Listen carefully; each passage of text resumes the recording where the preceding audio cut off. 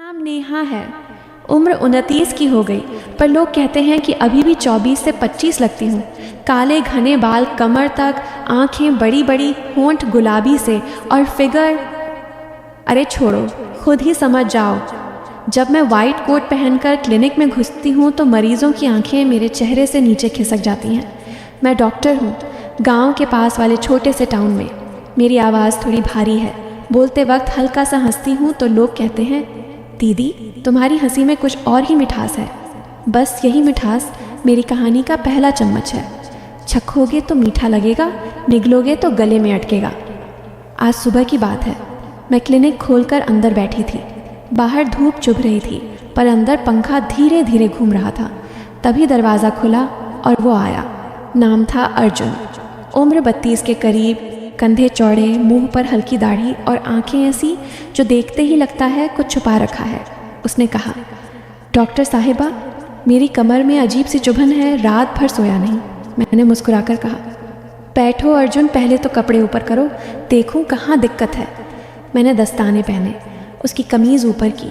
उसकी पीठ पर पसीना चमक रहा था। मैंने उंगलियां फिराईं, धीरे धीरे, नरमी से। वो सांस रोककर बैठा था। मैंने पूछा, यहाँ दबाऊं तो?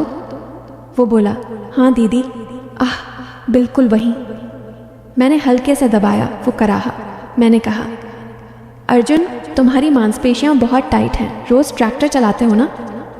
वो हंसा, हाँ दीदी, खेत में दिन भर झुककर काम करता हूँ, पर आज ऐसा लग रहा है जैसे कोई मेरे अंदर से खींच रहा हो। मैंने सोचा, अंदर से खींचना तो मेरा भी काम है, दर्द को बाहर निकालना। फिर मैंने कहा, लेट जाओ बेड पर, मैं थोड़ा तेल लगाकर मालिश कर दूंगी, दर्द तुरंत भागेगा। वो बिना कुछ बोले लेट गया। मैंने तेल की शीशी खोली। गर्म तेल की खुशबू कमरे में फैल गई। मैंने उसकी कमर पर तेल डाला, धीरे धीरे, जैसे कोई रेशमी धागा खींच रही हूँ। मेरी उंगलियाँ फिसल रही थीं। वो आंखें बंद किए लेटा था। मैंने पूछा, अर्जुन शादी हुई कि नहीं? वो बोला, नहीं दीदी, माँ ढूंढ रही है। मैंने हंसकर कहा, अच्छा, तो अभी तक कोई तुम्हें पकड़ नहीं पाया? वो शर्माया, पकड़ने वाली तो आप जैसी चाहिए। मैंने हंसी रोकी, पर दिल में हल्की सी गुदगुदी हुई। मालिश करते करते मैंने उसकी कमर के नीचे हाथ ले जाकर दबाया। वो चौंका, दीदी वो थोड़ा नीचे। मैंने कहा, अरे दर्द तो यहीं तक फैला है, डरो मत। मेरी उंगलियां उसकी जांघ के किनारे तक पहुंच गईं। वो सांस तेज चलने लगा। मैंने सोचा, ये तो अभी से पसीना छूटने लगा। मैंने तेल और डाला। अब मेरी हथेली उसकी त्वचा पर फिसल रही थी, गोल गोल, ऊपर नीचे। वो बोला, दीदी आपका हाथ जादू करता है। मैंने कहा, जादू तो अभी बाकी है अर्जुन। फिर मैंने उससे कहा, अब पलटो। वो हिचका। मैंने फिर कहा, पलटो ना, पीठ के साथ पेट भी देखना पड़ेगा। वो धीरे से पलटा। उसकी आंखें मेरी आंखों में थीं। मैंने तेल उसके पेट पर डाला। मेरी उंगलियां नाभि के चारों तरफ घूमने लगीं। वो बोला, दीदी ये तो बहुत गुदगुदा रहा है। मैंने हंसकर कहा, गुदगुदी नहीं, दर्द को भगाना है। मेरे हाथ नीचे सरक रहे थे, बिल्कुल किनारे पर। वो सांस रोककर देख रहा था। मैंने कहा, अर्जुन तुम्हारी नसें बहुत उलझी हुई हैं, इन्हें सुलझाना पड़ेगा। वो बोला, सुलझाओ दीदी, पूरा सुलझा दो। अब कमरे में सिर्फ पंखे की आवाज़ और हमारी सांसें थीं। मैंने उसकी पैंट की बेल्ट पर उंगली रखी, बस छुआ। वो चौंका। मैंने कहा, अरे बेल्ट ढीली करो, नाड़ा दब रहा होगा। वो खुद ही ढीला करने लगा। मैंने तेल और डाला। मेरी उंगलियां अब उसकी जांघों के अंदरूनी हिस्से पर थीं। वो कराह रहा था, धीरे धीरे। मैंने पूछा, अर्जुन अब बताओ दर्द कहाँ है? वो बोला, दीदी अब दर्द कहीं और हो गया है। मैंने हंसकर कहा, कहीं और? दिखाओ ज़रा। वो शर्माया। मैंने कहा, डरो मत, मैं डॉक्टर हूँ, सब देखती हूँ। उसने धीरे से अपनी पैंट थोड़ा नीचे किया। मैंने देखा, उसकी अंडरवियर पर तेल का धब्बा। मैंने हंसकर कहा, अरे तेल यहाँ तक पहुँच गया? वो बोला, दीदी आपका हाथ। मैंने कहा, हाथ तो अभी रुका नहीं है। मैंने उंगलियाँ फिराईं, बिल्कुल किनारे पर अंदर नहीं गई। वो सांस तेज चलाने लगा। मैंने कहा, अर्जुन तुम्हारी नसें बहुत गर्म हैं, इन्हें ठंडा करना पड़ेगा। फिर मैंने फ्रिज से आइस पैक निकाला। ठंडा पैक उसकी जांघ पर रखा। वो सिहर गया। मैंने कहा। अब गर्मी ठंडक दोनों लगाऊंगी। मैंने एक हाथ से आइस पैक दबाया, दूसरे हाथ से गर्म तेल। वो बीच में फंसा था, गर्मी और ठंडक के बीच। वो बोला, दीदी ये क्या कर रही हो? मैंने कहा, इलाज, बस इलाज। पर मेरी आंखें शरारत कर रही थीं। अब मैंने उससे कहा, अर्जुन एक एक्सरसाइज करनी होगी, उठो। वो उठा। मैंने कहा, मेरे सामने खड़े हो जाओ, पैर फैलाओ। वो खड़ा हुआ। मैं उसके सामने घुटनों पर बैठ गई, मेरी आंखें उसके पेट के बिल्कुल सामने। मैंने कहा, अब मैं तुम्हारी कमर पकड़ूंगी, तुम झुकना। मैंने उसकी कमर पकड़ी दोनों हाथों से। मेरी उंगलियां उसकी त्वचा में धंस गईं। वो झुका। उसका चेहरा मेरे चेहरे के पास आया। मैंने उसकी सांस अपनी गाल पर महसूस की।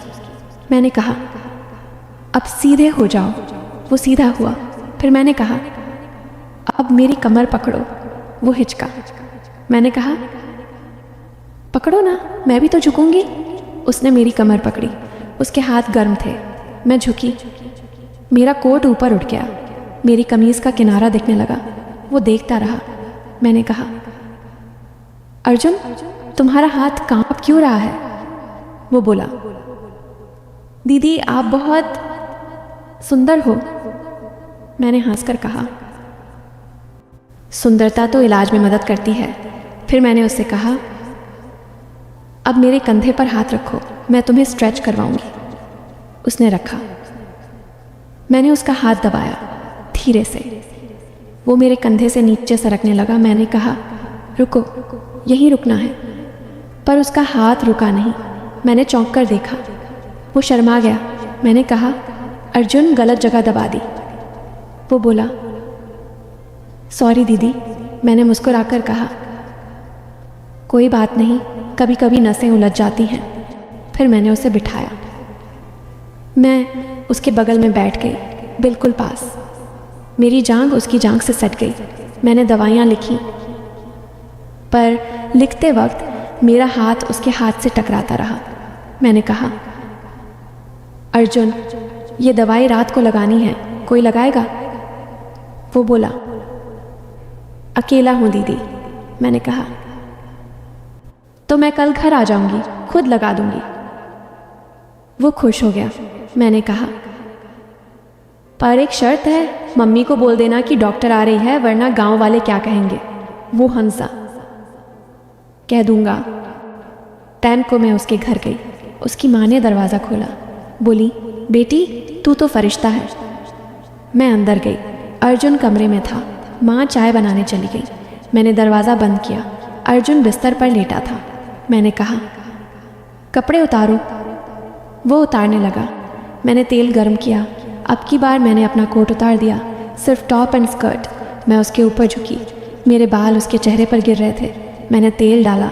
मेरी उंगलियां फिर से नाचने लगी। वो बोला, दीदी आज दर्द कम है। मैंने कहा, फिर भी ये पूरा कोर्स करना है। मैंने उसके सीने पर तेल डाला। मेरी उंगलियां उसकी छाती के बालों में उलझ गईं। वो सांस तेज़ चलाने लगा। मैंने कहा, अर्जुन तुम्हारी धड़कन बहुत तेज़ है। वो बोला, दीदी तुम पास हो ना?